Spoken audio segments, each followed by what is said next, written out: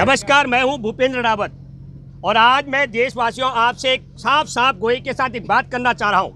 देश में किसान आंदोलन चल रहा है, 85 दिन हो गए। आज संविधान दिवस के दिन से लेकर के आज तक 85 दिन हो चुके हैं। आंदोलन में एक बड़ा रोचक मोड़ आता है 14 फरवरी को। हमारे देश में जलवायु परिवर्तन के विरुद्ध लड़ने वाली छात्रा जो कि बेंगलोर से है, दिशा रवि, उसे गिरफ्तार किया जाता है। इस क्रोनोलॉजी को आपको समझना चाहिए। क्या कारण है कि ग्रेटा थनबर्ग जो है वो ट्वीट करती है 3 फरवरी को और जिसने उसको ट्वीट किया उसकी गिरफ्तारी होती है दिशा रवि की 14 फरवरी को। इसको समझने के लिए मैं आपको थोड़ा पीछे लेकर जाता हूं। हमारे देश में जब आम चुनाव हुए तो उससे पहले पुलवामा की आप सब जानकारी जानते हैं। एयर स्ट्राइक किया गया बालाकोट पे। बाकायदा घोषित तौर पर मीडिया में खुलासा हो चुका है कि बालाकोट में बम डालेगी भारत सरकार, डलवाएगी ताकि वहां जो कैंप है आतंकवादियों को खाली किया जाए। मैं दूसरा जिक्र करना चाहता हूं, हरियाणा और महाराष्ट्र के चुनाव थे।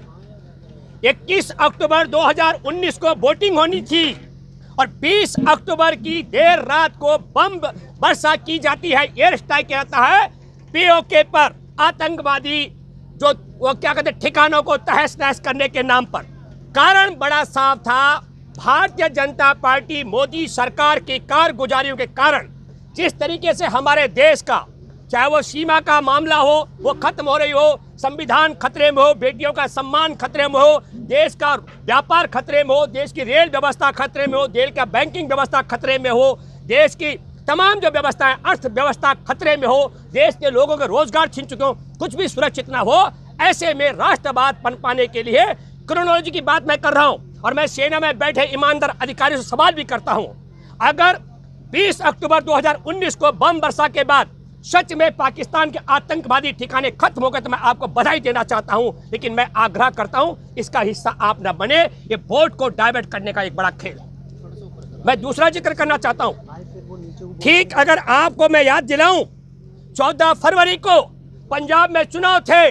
7 नगर निगमों के 109 निगम पार्षदों नगर परिषदों के और 2302 वार्डों के चुनाव थे और 14 फरवरी को चुनाव थे। आपको मैं बताना चाहता हूं, ये जो गिरफ्तारी हुई दिशा रवि की, ये न पंजाब से है, न किसी सिख परिवार में पैदा हुई, न इसका किसान आंदोलन से कोई लेना देना, और बावजूद इसके उसको गिरफ्तार कर लिया गया और बार बार कहा गया कि यह खालिस्तानी एंगल है। मैं यह बात इसलिए कहना चाह रहा हूं, दुख और अफसोस की बात है, हमारे देश में सत्ता के शिखर पर बैठा भारतीय जनता पार्टी जानबूझ करके हमारे देश में नफरत फैला रही है। पंजाब में चुनाव में हार देख करके इस लड़की को, दिशा रवि को गिरफ्तार करके वहां हिंदू और सिख का वोट डाइवर्ट करने का खेल हो रहा था। मैं बधाई देना चाहता हूं पंजाब के मतदाताओं को, उन्होंने सुपड़ा साफ कर दिया। कई सीटों पर तो विपक्ष के दल, मैं नाम नहीं लूंगा, वो 55 साल बाद चुनाव जीत रहे। मैं आपके माध्यम से कहना चाहता हूं, दिल्ली पुलिस को शर्म करना चाहिए। दिल्ली पुलिस ने देशद्रोह का दिशा पर मुकदमा बनाया, कोई देशद्रोह का बात उसने किया नहीं।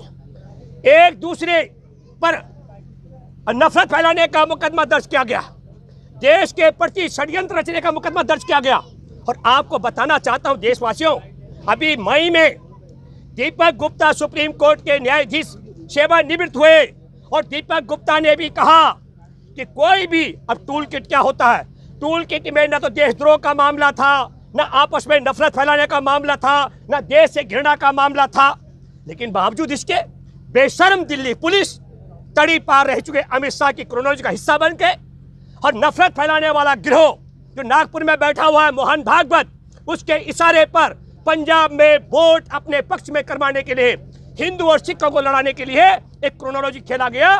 मैं फिर कहना चाहता हूं कि दिशा रवि बेंगलोर की छात्रा है और जलवायु परिवर्तन के लिए काम करती है। लाख मैं एक बात कहना चाहता हूं मोदी को और अमित शाह को, तुम लाख फर्जी मुकदमे देश के युवाओं पर बनाओ, ग्रेटा थनबर्ग ही नहीं, अगर आपको देश में किसान आंदोलन के लिए मुकदमा दर्ज करना है तो सुप्रीम कोर्ट के मुख्य न्यायाधीश पर दर्ज करो। सुप्रीम कोर्ट के मुख्य न्यायाधीश ने कहा हमारे देश के किसानों को आंदोलन करने का हक है। आपको मुकदमा दर्ज करना है संयुक्त राष्ट्र संघ का सदस्यता भारत अपनी वापस ले और इसके अलावा उसके महासचिव पर मुकदमा दर्ज करे। उसने कहा किसानों का आंदोलन करने का हक है। हमारा देश के किसानों के पक्ष में कनाडा के प्रधानमंत्री ने कहा तो कनाडा के साथ में रिश्ते खत्म करे। और कनाडा का नागरिक एक इनका चमचा है अक्षय कुमार, उसको भारत में प्रवेश निषेध करो भाई, और वहां से कनाडा के साथ हमारे राजनीतिक संबंध खत्म करो मोदी। और 100 से ज्यादा इंग्लैंड के सांसदों ने लिख कर दिया, क्या लिख कर दिया कि भारत में जब मिलो प्रधानमंत्री मोदी से अपने प्रधानमंत्री को, तो कहना कि भारत के किसानों की लड़ाई जायज है। मैं ये बात इसलिए कहना चाह रहा हूं दुख और अफसोस के साथ कि दिल्ली पुलिस में बैठे अधिकारी और कर्मचारी अपने दायित्व का निर्वाह करने के बजाय, संवैधानिक दायित्व का निर्वाह करने की बजाय शर्म आनी चाहिए, डूब मरना चाहिए। और यदि मैं झूठ बोल रहा हूं, मेरे आरोप निराधार है। दीपक गुप्ता जो न्यायाधीश रिटायर हुए सेवानिवृत्त, उनकी बात भी निराधार है, तो दिल्ली पुलिस कमिश्नर को चाहे हमें भी गिरफ्तार करके जेल में डाले।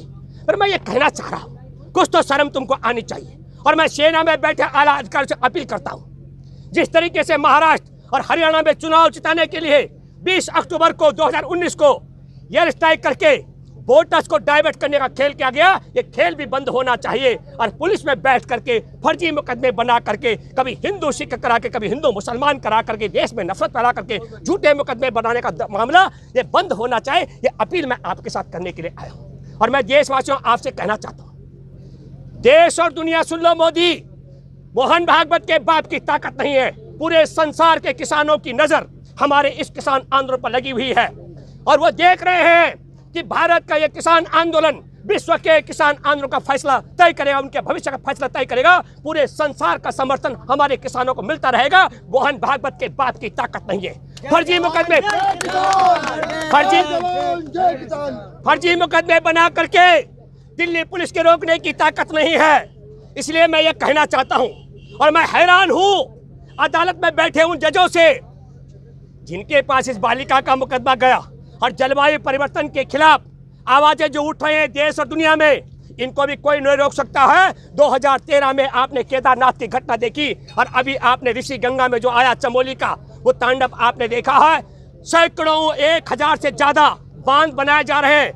मुझे लगता है कि जिस प्रकार हमारे देश के नदियों पर बांध बना करके और देश और दुनिया को तबाह करने का षड्यंत्र, मतलब एक तरीके से मैं कहूं कि संघ परिवार के इशारे पर वाटर बम तैयार किए जा रहे हैं। ये व्यवस्था बंद होनी चाहिए। हमारे देश में किसान आंदोलन चलता रहेगा, जलवायु परिवर्तन के खिलाफ लड़ाई चलती रहेगी। लाख तुम फर्जी मुकदमे बनाते रहो और देश के युवा और दुनिया के यूथ किसान आंदोलन का समर्थन करते रहेंगे। अगर आपने अभी तक हमारा चैनल सब्सक्राइब नहीं किया है तो सब्सक्राइब करें और घंटी का बटन बिल्कुल भी दबाना ना भूलें ताकि सभी लेटेस्ट खबरें पहुंच सकें आप पे सबसे पहले।